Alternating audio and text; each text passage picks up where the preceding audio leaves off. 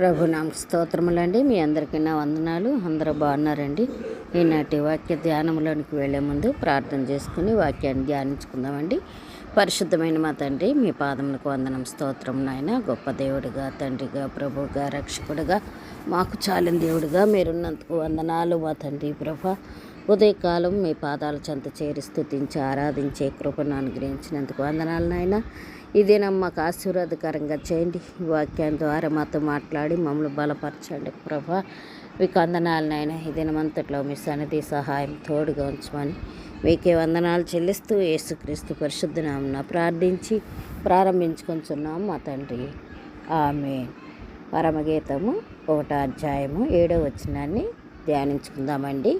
ఈ యొక్క 7వ వచనాన్ని మనం చూసినట్లయితే, నా ప్రాణప్రియుడా, నీవు మందను ఎక్కడ మేపుచున్నావో, మధ్యాహ్నమున ఎక్కడ విశ్రాంతి చేయించుచున్నావో నాకు తెలియజేయము. నీ సహచరుల మందల యొద్ద నేను తిరుగుచున్న దాని వలె ఎందుకు ఉండవలెను అని ఇక్కడ క్వశ్చన్ మార్క్తో మరి ముగించినట్లుగా ఈ వచనం మనకి కనబడుతుంది. ఈ వచనంలో సూలమితి తన ప్రియుని కోసం ఎంత ఆతృతతో వెతుకుతుందో కనబడుతుంది. అతడు ఎక్కడ ఉన్నాడో తెలుసుకుని అతని సన్నిధిలో ఉండాలని కోరుకుంటూ ఉన్నట్లుగా కనబడుతుంది. అంతేకాదండి, ఇతరుల మధ్య తాను అయోమయంలో తిరగకుండా తన ప్రియుని దగ్గరకు చేరాలని ఆమె హృదయపూర్వకంగా అడుగుతున్నట్లుగా ఇక్కడ మనము చూడవచ్చు. అయితే ఈ యొక్క వచనము మనము చూసినట్లయితే, ఆత్మీయంగా మనం ఆలోచించినట్లయితే, విశ్వాసి కూడా క్రీస్తు సన్నిధిని, యేసుక్రీస్తు వారి సన్నిధిని కోరుతూ ఉండాలని, ఆయన చిత్తము మరియు ఆయన యొక్క మార్గ దర్శకత్వాన్ని తెలుసుకోవాలని ఆశించవలసిన వారిగా ప్రతి విశ్వాసి కనబడుతుంది. అంతేకాదండి, ఇంకా మనం చూసినట్లయితే ప్రభువుతో సన్నిహిత సహవాసం కలిగి ఉండటమే నిజమైన విశ్రాంతి అని మరియు తృప్తినిస్తుందని ఈమె ప్రశ్నిస్తున్నట్లుగా ఇక్కడ మనం చూస్తూ ఉన్నాం. ప్రభువును హృదయపూర్వకంగా వెతికే వారికి ఆయన తన మార్గాన్ని చూపించి తన సన్నిధిలో నడిపిస్తాడని ఆమె విశ్వాసాన్ని ఇక్కడ మనం చూస్తూ ఉన్నాం. ఈ వచనంలో మనం చూసినట్లయితే, వధువు తన ప్రియుని ఎక్కడ ఉన్నాడో తెలుసుకోవాలని కోరిక ఆమెలో ఉన్నట్లుగా మనకు కనబడుతుంది. అలాగే మనం కూడా ప్రభువుని, ఆయన దేవుని యొక్క చిత్తాన్ని తెలుసుకోవటానికి ఆసక్తి చూపాలని, ఆసక్తితో దేవుని వెతకాలని ఇక్కడ ఈ వచనం మనకి తెలియపరుస్తుంది. ప్రభువుని వెతికే హృదయంగా మనం కనపడాలి. అలా కనపడినప్పుడు ప్రభువుని మనం వెతికే పట్టుకునే వారముగా ఉంటాం. అలాగే ప్రభు సన్నిధిలోనే విశ్రాంతి ఉందని వాక్యం మనకి తెలియపరచబడుతుంది. మందలు విశ్రాంతి పొందినట్లే మన ఆత్మకు నిజమైన విశ్రాంతి ప్రభు అయిన యేసుక్రీస్తులోనే లభిస్తుందని ఇక్కడ సూలమితి చక్కగా చెప్తున్నట్లుగా మనం చూస్తున్నాం.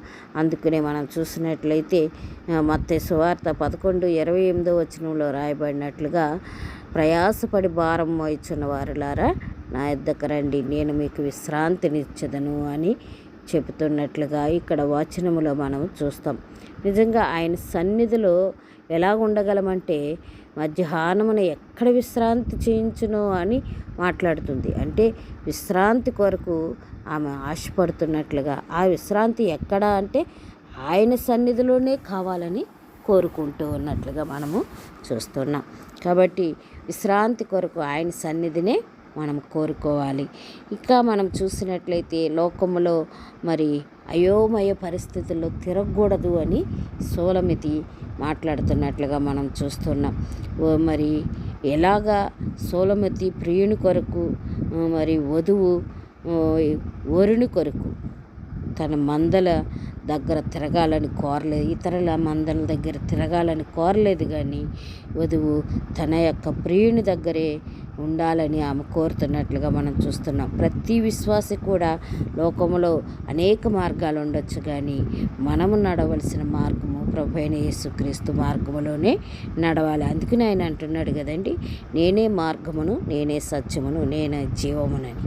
నువ్వు ఎప్పుడైతే ఆయన మార్గంలో తిరుగుతావో అప్పుడు సత్యాన్ని చూడగలుగుతావు. ఆ సత్యమే నిన్ను మరి జీవంలోనికి నడిపిస్తుందని వాక్యం మనకి తెలియపరచబడుతూ ఉంది. ప్రభు ఎక్కడ ఉన్నాడో తెలుసుకోవాలని మరి యొక్క కోరిక కలిగిన హృదయం ప్రతి ఒక్క విశ్వాసికి ఉండాలని దేవుడు కోరుతూ ఉన్నాడు. ఇంకా మనం చూస్తే ఇదే వచనాల్లో మరి వ్యక్తిగత సంబంధం ఇక్కడ చూడండి, సోలమెతి నా ప్రాణప్రియుడా అంటుంది. అంటే ఆమె వ్యక్తిగతంగా సంబంధం కలిగి ఉన్నట్లు చూస్తున్నాం. ప్రతి విశ్వాసి కూడా వ్యక్తిగత సంబంధం కలిగి ఉండాలి, వ్యక్తిగత ప్రార్థన కలిగి ఉండాలి. వ్యక్తిగతంగా మనం వాక్యాన్ని చదువుతూ ఆయనతో సన్నిహితంగా వాక్యాన్ని మరి ధ్యానించేవారముగా ఉండాలని ఇక్కడ మనం చూస్తున్నాం. వధువు తన ప్రియుని నా ప్రాణప్రియుడా అని పిలుస్తుంది. చూడండి, అది కేవలం పరిచయం మాత్రమే కాదండి, సన్నిహిత సంబంధాన్ని తెలియజేస్తున్నట్లుగా చూస్తున్నాం. ఈ నేటి దినాల్లో వ్యక్తిగత సంబంధాన్ని చాలా తక్కువ చేసి చాలా విషయాల్లో ఎట్లా ఉన్నారంటే 10 మందిని కలుపుకొని 10 మంది కలిసి దేవుని వెతుకుతున్నట్లుగా, దేవుని సన్నిధిని కోరుతున్నట్లుగా ఒంటరిగా మనం ప్రార్థించలేని పరిస్థితిలోనికి వెళ్ళిపోయాం. ఎందుకంటే బిజీ. కరోనా తర్వాత ప్రతి ఒక్కరూ కూడా ఆన్లైన్ ప్రేయర్లు స్టార్ట్ చేసేసారు. వ్యక్తిగత ప్రేయర్లు మరి తగ్గిపోయినట్లే మనం చూస్తే వ్యక్తిగతంగా ప్రార్థించే వారిని చాలా తక్కువ మందినే నేటి దినాల్లో కనుగొన్నాం. ఇంతకుముందు అయితే భక్తులు వ్యక్తిగతంగా ఉదయకాలం దేవుని సన్నిధిలో వారి మొరపెట్టేవారు, దేవుని సన్నిధిని కోరేవారు. ఆ కాలం వాళ్ళు ఇప్పటికీ ఉన్నారండి. వాళ్ళు ఇప్పటికీ కూడా ఉదయకాలం ప్రార్థన చేస్తూనే ఉంటారు. గొప్ప గొప్ప విశ్వాసులు మరి ఆ ప్రార్థనతోటే వారి జీవితాన్ని ప్రారంభించేవారు. నేటి దినాల్లో మరి అందరూ కలిసి ప్రార్థించాలని ఈ యొక్క మరి అలవాటును చేసుకుని అందరితో కలిసి ప్రార్థించే సమయాన్నే ఎక్కువ చూపెడుతున్నారు. కానీ వ్యక్తిగతంగా ప్రార్థనా జీవితము నేటి దినాల్లో తక్కువైపోయిందని మనము చూస్తున్నాం. ఎందుకంటే అందరితో కలిసి ప్రార్థన చేస్తూ ఒకరి పొగడతలకి ఎక్కువగా అవకాశం ఇస్తున్నట్లుగా తెలుస్తోంది. పొగడటం, ప్రార్థనలో దేవుని కంటే మనుషులను ఎక్కువగా పొగడటం. నేటి దినాల్లో ప్రార్థనలో 10 మంది వినాలనే ఉద్దేశంతో ప్రార్థన చేస్తున్న వారిని చూస్తున్నాం. కానీ దేవుని కొరకు ప్రార్థించేవారు, వ్యక్తిగతంగా దేవునితో సంబంధం కలిగిన వారు నేటి దినాల్లో తక్కువైపోయినట్లుగా మనము చూస్తూ ఉన్నాం. ఇది కేవలం మరి ఇది వ్యక్తిగత సంబంధాన్ని దూరపరుస్తున్నట్లుగా మనకి తెలియపరచబడుతుంది. నేను క్రీస్తుని ఎరిగి ఉండుటకై సమస్తమును నష్టముగా ఎంచుకున్నాను అంటున్నాడు.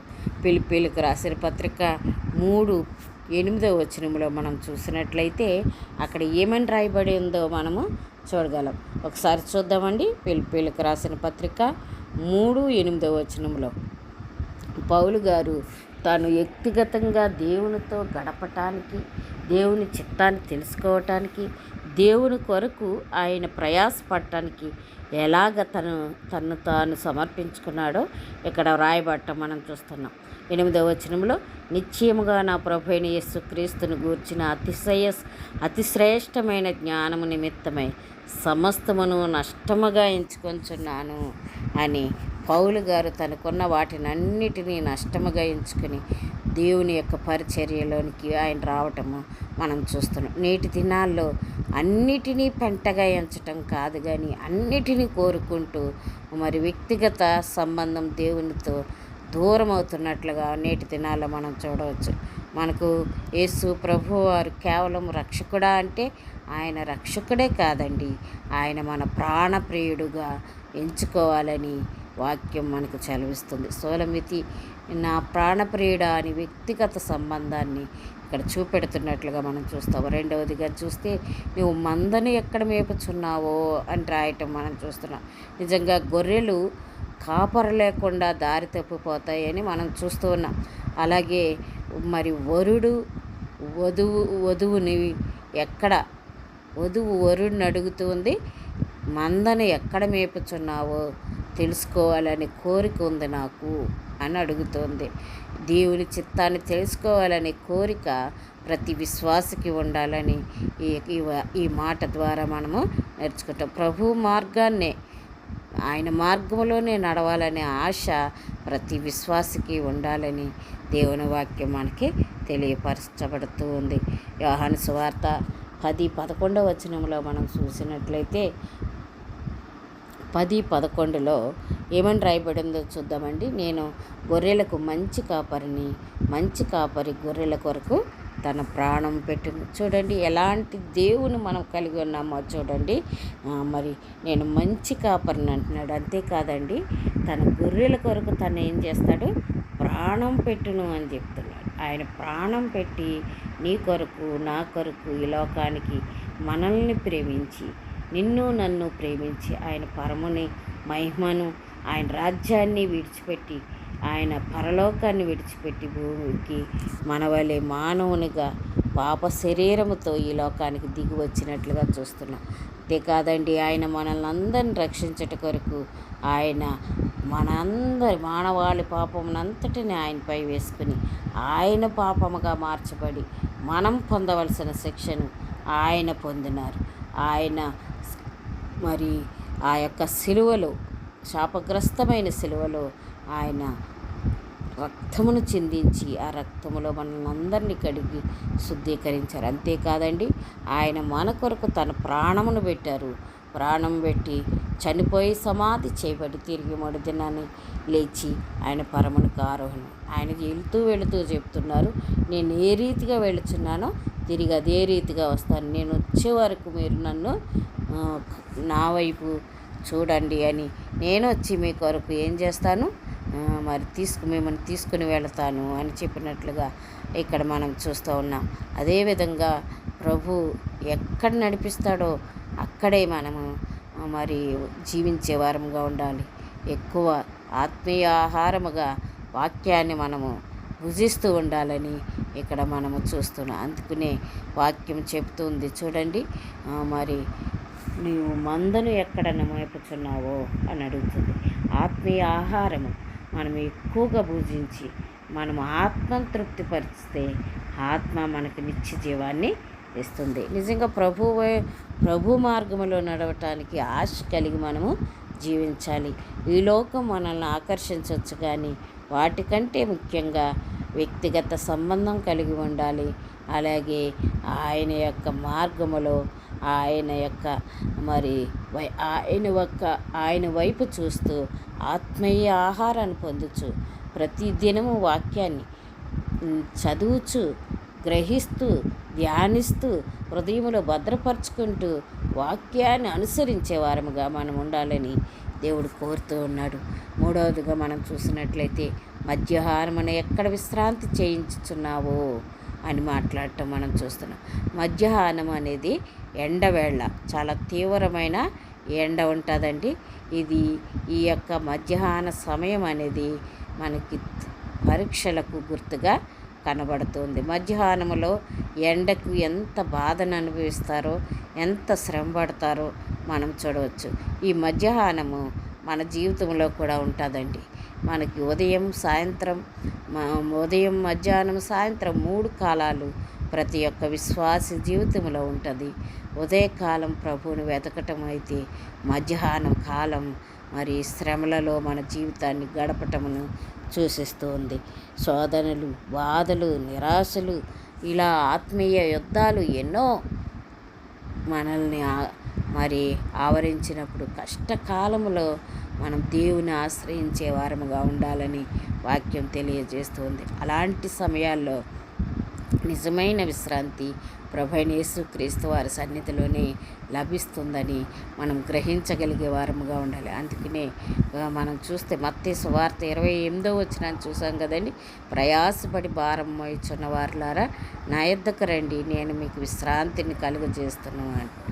ఆయన యొద్దకే మనం వెళ్ళినట్లయితే మనకు విశ్రాంతి కలుగుతుందని మనం చూడవచ్చు. దేవుడు ఎల్లప్పుడూ కూడా తుఫానుని తొలగించటం కాదు, కానీ ఆ తుఫాన్లో కూడా ప్రభువారు మనతో ఉంటారు. కాబట్టి చూడండి, శిష్యులు మరి ఓడలో వెళుతూ ఉన్నప్పుడు తుఫాను సముద్రం మధ్యలోకి వెళ్ళిన తర్వాత తుఫాన్ రేగటం జరిగింది.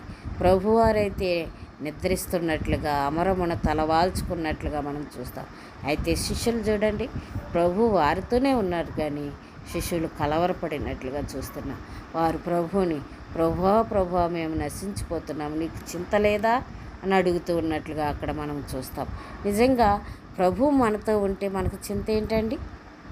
మనం చింతపడకూడదు. ప్రభు మనతో ఉండటమే గొప్ప భాగ్యం. నేటి దినాల్లో ప్రభు ఇచ్చే ఆశీర్వాదాలు కావాలని ప్రార్థిస్తున్నారు. ప్రభువుని ఏమేమి కోరికలో కోరుతూ ఉన్నారు, కానీ ప్రభువా నీవు నాతో ఉండు అని ప్రార్థించేవారు చాలా తక్కువగా కనబడుతున్నారు.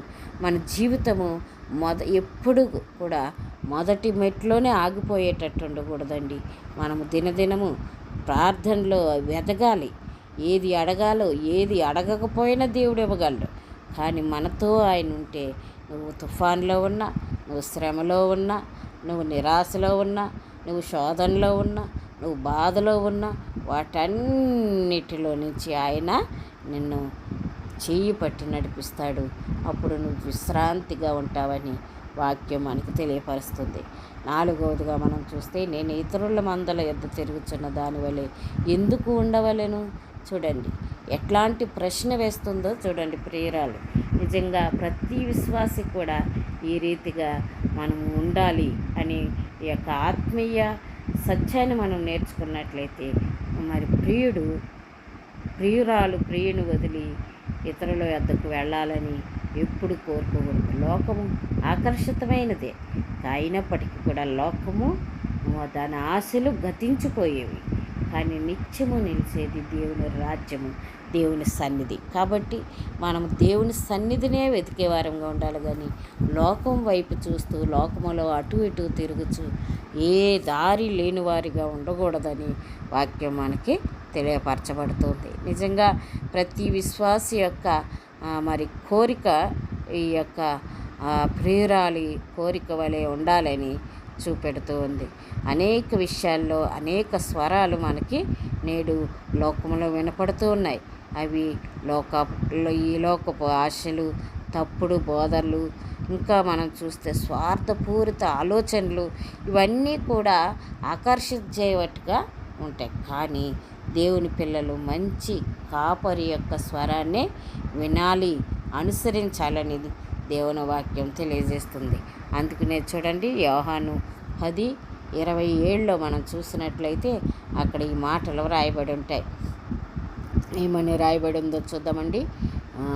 నా గొర్రెలు నా స్వరము వినును, నేను వాటిని ఎరుగుదును, అవి నన్ను వెంబడించును. ఎలాంటి పరిస్థితిలో ఉన్నా లోకపు మరి తత్వాలు కానీ లోకపు ఆశలు కానీ మనల్ని ఆకర్షించినప్పటికీ, తప్పుడు బోధలు మనం వింటున్నప్పటికీ, స్వార్థపూరితమైన లోకములో మనం జీవిస్తూ స్వార్థపరులను చూస్తున్నప్పటికీ కూడా వాటికంటే ముఖ్యంగా మనం దేవుని స్వరాన్ని వినేవారముగా, దేవుని పిల్లలుగా మనము జీవించాలని దేవుడు కోరుతున్నాడు. నా గొర్రెలు నా స్వరము వినును, నేను వాటిని ఎరుగుదును అంటున్నారు. ప్రతి విశ్వాసి కూడా దేవుని యొక్క స్వరాన్ని వినేవారిగా ఉండాలి. ఆ స్వరాన్ని వినటమే కాదు, కానీ వెంబడించేవారిగా ఉండాలని దేవుని వాక్యం మనకి తెలియపరుస్తుంది. విశ్వాసి అయిన మనం దేవుని కొరకు ప్రయాసపడేవారంగా ఉండాలి. నీ ప్రయాసం అంతా కూడా ప్రభు సన్నిధిలోనే ఉంటూ ఆయన కొరకు యోగ్యంగా సిద్ధపరచబడాలని మనం చూస్తున్నాం. ఈ పరమగీతాలు 1:7 ప్రభు వధువు 3 గొప్ప విషయాలని కోరుతున్నట్లుగా మనం చూస్తున్నాం. ప్రియుని సన్నిధిని కోరుతుంది, అలాగే ప్రియుని యొక్క మార్గాన్ని వెతుకుతుంది, అలాగే ప్రియుని చెంతనే విశ్రాంతి పొందాలని కోరుతూ ఉంది. ఇది మనకు కూడా ఒక మరి సవాలుగా మనకి వినబడుతూ విసురుతుంది. ప్రతి విశ్వాసి కూడా ఈ సవాలును తీసుకొని ప్రియుని సన్నిధినే వెతికేవారముగా, ప్రియున్నే మార్గముగా చేసుకుని ఆ ప్రియుని యొక్క సన్నిధిలోనే విశ్రాంతి తీసుకోవాలని ఈ యొక్క వచనం మనకి తెలియపరచబడుతూ ఉంది. నీవు దేవుని ఆశీర్వాదాలను ఎక్కువగా కోరుతున్నావా, లేక దేవునినే కోరుతున్నావా? ప్రశ్నించుకోవాల్సింది మనమేనండి. దేవుని కోసం మరి కోరిక కలిగి ఉండటము, హృదయం కలిగి ఉండటము, మరి కలిగిన వారికి ఆయన సన్నిధిని, తన మార్గాన్ని, తన విశ్రాంతిని అనుగ్రహిస్తానంటున్నాడు. నిజంగా దేవుని కోసం ఎదికేవారు వారి హృదయము మరి ఆ హృదయాన్ని ఎదికే హృదయం కలిగిన వారికి ఆయన తన సన్నిధిని, తన మార్గాన్ని, తన విశ్రాంతిని అనుగ్రహిస్తాడు. మరి నేటి దినాన్ని నువ్వు కూడా ఎలా ఉన్నావు? నీ యొక్క జీవితం ఎలా ఉంది? ఈ జీవితము, నా జీవితము, ఈ ఈ దినాన్ని ఈ ప్రార్థన చేసినట్లయితే మనకు ఎంతో నెమ్మది కలుగుతుంది. ప్రభువా, నీ వరాల కంటే నిన్నే ఎక్కువగా కోరుతున్నానయ్యా, ఎక్కువగా ప్రేమిస్తున్నానయ్యా. నా హృదయాన్ని, నిన్ను ప్రేమించే హృదయాన్ని నాకు అనుగ్రహించమని, నీ సన్నిధిలో నడిపించమని, నీలోనే విశ్రాంతి పొందినట్లు సహాయం చేయమని ప్రార్థన చేస్తూ ఆయన సన్నిధిని కోరుకుందామా? ఆయన సన్నిధే మనకి గొప్ప వరం అని ప్రతి ఒక్కరూ విశ్వసించాలి. ఆయన సన్నిధిలో ఉంటే, ఆయన సన్నిధిలో ఎలా ఉందండి? సంపూర్ణ సుఖములు గలవాట. కష్టమైన అది సుఖంగా కనబడుతుంది. అటువంటి సుఖాన్ని మనం కోరుకుంటూ ఆయన సన్నిధిని వెతుకుచు వ్యక్తిగతంగా ప్రభు కొరకు మనము ప్రార్థించేవారముగా, మరి ధ్యానించేవారముగా, సమయాన్ని హెచ్చించేవారముగా ఉండాలని దేవుడు కోరుతూ ఉన్నాడు. అటువంటి కృప దేవుడు మనకి అనుగ్రహించునుగాక. ప్రార్థన చేసుకుందామండి. పరిశుద్ధమైన మా తండ్రి, మీ పాదములకు వందనం, స్తోత్రము నాయన. గొప్ప దేవుడు నాయన, మీ వాక్యం ద్వారా మాతో మాట్లాడుతూ వచ్చారు నాయన. మీ సన్నిధిని కోరేవారముగా మమ్మల్ని సిద్ధపరిచారు. మీకు వందనాలయ్యా. మీ మార్గంలో నడిచేవారుగా మమ్మల్ని సిద్ధపరిచినట్టే నాయన. మీకు వందనాలు నాయన. మీ యొక్క సన్నిధిలోనే విశ్రాంతి ఉన్నదని మీ వాక్యం ద్వారా నేర్పించారు. మీకు వందనాలు మా తండ్రి. ప్రభువా, వరాలు కంటే ప్రభువా నిన్నే ఎక్కువగా ప్రేమించే హృదయాన్ని మాకు దయచేయండి. నీ సన్నిధిలో నడిచే, నీలోనే విశ్రాంతి పొందినట్లు సహాయం చేయమని కోరుతూ ఉన్నాం. నేను ఈ దినాన్ని మాకు ఆశీర్వాదకరంగా చేయండి. ఈ వాక్యం వింటున్న ప్రతి బిడ్డను బలపరచండి, దీవించండి ప్రభా. నాయనా, మీకు వందనాలు. మా తండ్రి వారి కుటుంబాలను దీవించండి. నెమ్మది లేని కుటుంబాలకు నెమ్మది ఇవ్వండి నాయనా. మీకు వందనాలు. మీ సన్నిధిని కోరుతూ విశ్రాంతిని పొందుకునే కృపా ప్రతి విశ్వాసకు అనుగ్రహించమని మీకే వందనాలు చెల్లిస్తూ యేసుక్రీస్తు పరిశుద్ధ నామమున ప్రార్థించి వేడుకొంచున్నాను మా తండ్రి. ఆమేన్.